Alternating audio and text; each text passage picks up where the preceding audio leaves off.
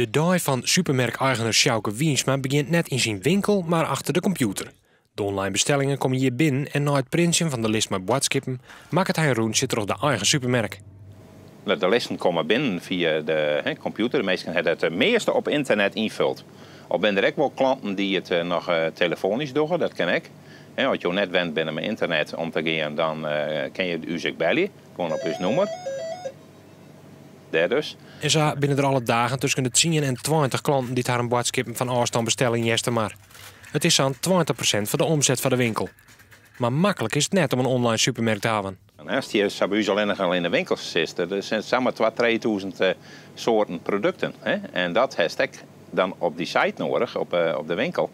En dat is toch wel heel groot. Dus het vraagt voor u voor de voorraad een hele prutte aandacht. De boodschappen worden door vrijwilligers bezorgd door de hele provincie.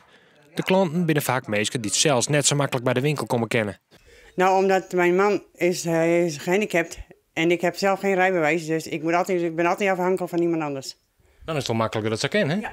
Dus ik ging eerst altijd met mijn dochter, maar ja, die is ook druk bezig, dus, en dit is makkelijk. Het is meestal met mensen met een beperking, of zoals deze vrouw, die man die had dus wat, of oudere mensen, of wat er ooit wat is dat ze zelf net naar de winkel kennen en dan vinden ze dit ideaal.